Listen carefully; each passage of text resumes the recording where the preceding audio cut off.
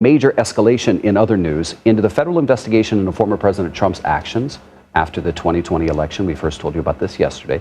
More than 30 people associated with Mr. Trump have now received federal grand jury subpoenas. So let's bring in CBS News congressional correspondent Scott MacFarlane to explain.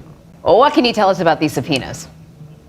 Yeah, at least 30 people associated with former President Trump have received these federal grand jury subpoenas. A lot of them went out last week, from what we're told. In at least 2 cases, not only were these associates of Donald Trump subpoenaed, but they had their phones seized as well. Based on what multiple knowledgeable sources have told us, the investigation by the grand juries into this alleged fake electors scheme to flip the 2020 election results. While the entire world is watching the ceasefire in Iran and the negotiations in Pakistan, something significant is happening on Capitol Hill that is getting almost no attention. Into the money raised and spent to overturn the election, including by former President Trump's Save America PAC, and into his January 6th Stop the Steal rally. These grand jury subpoenas have been going out, but we know from our reporting at the courthouse here in Washington, this grand jury has been meeting over a series of weeks. We've seen people come and go from this courthouse. We'll be watching again later this week when the grand jury returns. And I think it deserves a full breakdown, because what's unfolding in Congress right now could determine whether anyone in Trump's inner circle faces real legal consequences for what's happened during this presidency. Turn now to the arrest of former President Trump's trade advisor Peter Navarro, indicted tonight on charges of criminal contempt of Congress for defying a subpoena from the House committee investigating the January 6th attack. Rachel Scott at the courthouse in Washington tonight. Tonight, a defiant Peter Navarro leaving a federal courthouse after being indicted on 2 counts of criminal contempt of Congress. No American citizen should have to go through what I went through today, who is trying to do the right thing. I'm trying to do my duty to this country. I'm in an untenable position. Trump's former trade advisor claiming he was handcuffed at an airport gate on his way to Nashville for refusing to comply with the House committee investigating the January 6th insurrection.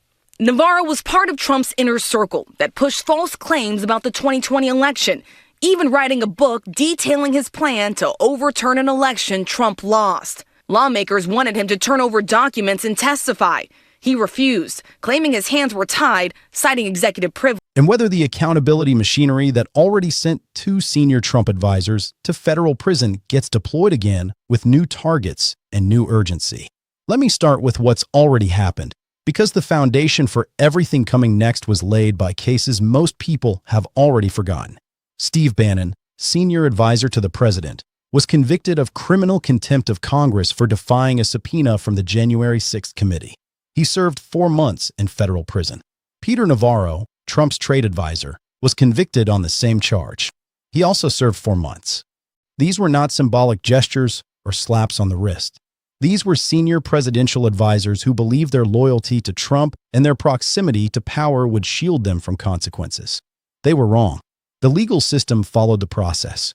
The convictions happened. The sentences were served. And the message that's sent to every other Trump ally who might consider defying congressional oversight is one that has not been forgotten. Defying congressional subpoenas has a legal cost, and it has been applied. Meanwhile, please leave your questions or comments in the comments section. I will answer each one individually as time permits. Also, I would be very happy if you liked the video and subscribe to my channel. Now, let's continue. Beyond the contempt convictions, the January 6th committee took the most historically significant step in this entire story. In December 2022, the committee made a formal criminal referral of Donald Trump himself to the Justice Department, recommending charges including inciting insurrection, conspiracy to defraud the United States, and obstruction of an official proceeding. They named Mark Meadows, Rudy Giuliani, John Eastman, Jeffrey Clark, and others as potential co-conspirators. A congressional committee formally recommending criminal prosecution of a former president had never happened before in American history. The specificity of the charges, the legal citations, and the detailed factual support in the committee's final report made clear this wasn't a political stunt.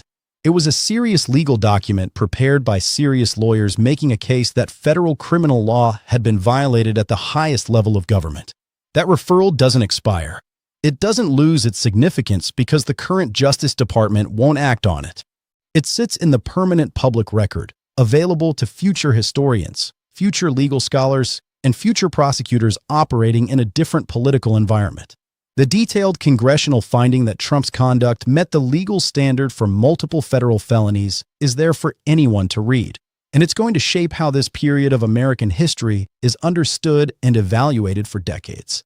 Meanwhile, fresh grand jury activity has emerged. At least 30 people associated with Trump have received federal grand jury subpoenas, many of them issued just last week. In at least 2 cases, associates were not only subpoenaed but had their phones seized. The grand jury has been investigating the alleged fake electors scheme to flip the 2020 election results. Money raised and spent to overturn the election, including through Trump's Save America PAC and his January 6th rally. The grand jury has been meeting over a series of weeks at the federal courthouse in Washington. That activity is ongoing and generating its own set of legal pressures on Trump's orbit. Now here's why all of that history matters right now. The Democrats who led the January 6th investigation and who prosecuted the contempt cases are the same Democrats who are now watching Trump govern through his second term with what they describe as even greater disregard for legal limits than his first. And they are not sitting quietly. They are using every available tool to document, publicize, and where possible pursue accountability for second-term conduct they believe is equally or more serious than what the January 6th committee investigated. The most politically potent of the current actions is a demand by 27 lawmakers for inspectors general to investigate Trump's diversion of federal agents away from white-collar crime enforcement toward immigration crackdowns. The allegation is specific and damaging. By pulling thousands of federal law enforcement agents off financial crime investigations and redirecting them to immigration enforcement, the administration effectively shielded white-collar criminals from prosecution. Wealthy and connected people who would otherwise have been investigated for financial fraud were able to escape accountability because the enforcement resources that would have caught them were redirected elsewhere for political reasons. That framing, Trump protecting rich criminals at the expense of ordinary people, cuts across partisan lines in a way that most accountability arguments don't.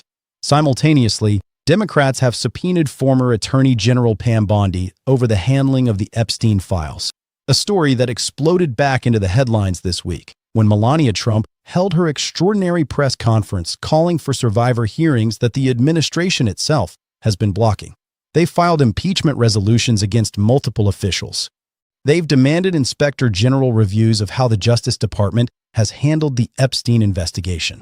Each of these actions serves a dual purpose that reveals the strategic thinking behind the entire campaign. Here's the logic. Democrats cannot remove Trump from office in the current Congress. The votes aren't there. They cannot force the Justice Department to prosecute anyone while Trump controls it. They cannot compel compliance with subpoenas that the executive branch will simply defy. But they can do several things that matter enormously for the longer game. They can build a documented public record of specific alleged misconduct with specific legal citations and specific named individuals. They can force Republicans to go on record defending or distancing themselves from that conduct through votes and public statements. They can keep the accountability narrative visible in public consciousness through formal legislative actions. And most importantly, they can position themselves to conduct far more aggressive investigations and pursue criminal referrals with real teeth if they regain House control after the midterms. Every letter, every referral demand, every contempt vote, every subpoena is both a current action and a building block for what comes next. The Bannon and Navarro precedents give them proof that the tools work when properly deployed. This is a long game being executed with precision. The critical limitation of the entire framework is its dependency on the Justice Department.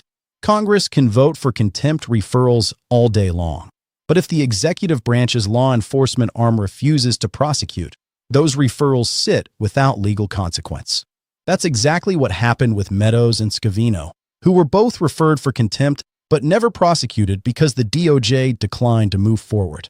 When Trump controls the Justice Department, the likelihood of his allies being prosecuted for defying congressional subpoenas is zero. That reality shapes everything Democrats are doing right now. They're not expecting results today. They're building the case for tomorrow. The upcoming midterm elections are the pivot point for this entire strategy. If Democrats flip the House, the accountability machinery shifts from building mode into deployment mode overnight. The record that's been constructed through minority position letters, referral demands, and documented allegations becomes the foundation for a much more consequential phase. Reports describe a sweeping planned agenda of new subpoenas, new impeachment articles, potential criminal referrals targeting cabinet members and intelligence officials, and a general posture of aggressive oversight using every available congressional tool. The Bannon and Navarro convictions give Democrats confidence that when they have both a majority and a more cooperative prosecutorial environment, those tools will deliver the same kind of real consequences they delivered before. And this creates a pressure dynamic that every Republican in Congress has to navigate. Every contempt vote puts them on record. Every criminal referral demand forces them to publicly support or oppose it. Every subpoena to a Trump ally creates a moment where individual Republicans have to decide whether oversight and accountability are principles they believe in or just talking points they deploy when the other party holds power. With approval numbers falling and the midterms approaching, the political calculation for Republicans watching their own re-election prospects is shifting.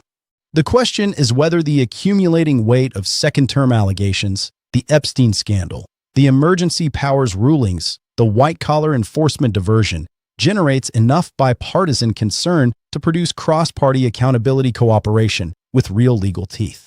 That threshold hasn't been reached yet, but every new allegation moves it closer. 3 things to watch in the coming months. First, how many Republicans join Democratic accountability demands. The pattern of bipartisan support or its absence will tell you whether these efforts have the political traction to translate into consequences. Second, whether any of the Inspector General demands produce formal investigative findings. IG reports are independent, credible, and public. A damaging report on white-collar crime enforcement diversion or Epstein document handling would be significant regardless of what the DOJ does with it. Third, the House elections themselves. If Democrats win the majority, everything I've described accelerates dramatically. The bottom line is this: Capitol Hill is not just talking about accountability. It has already delivered some of it. 2 senior Trump advisors went to federal prison. Trump himself was formally referred for criminal prosecution by a congressional committee. The current wave of demands for investigations into white-collar crime enforcement, for IG reviews of the Epstein files, for subpoenas to fired officials, represents a sustained strategic effort to build the record and maintain pressure for the day when the tools can be deployed with full force. The accountability machinery exists. It has produced results before. The people operating it are planning to use it again. And the people in Trump's orbit who assumed their proximity to power protects them from legal consequences should ask Bannon and Navarro how well that assumption held up.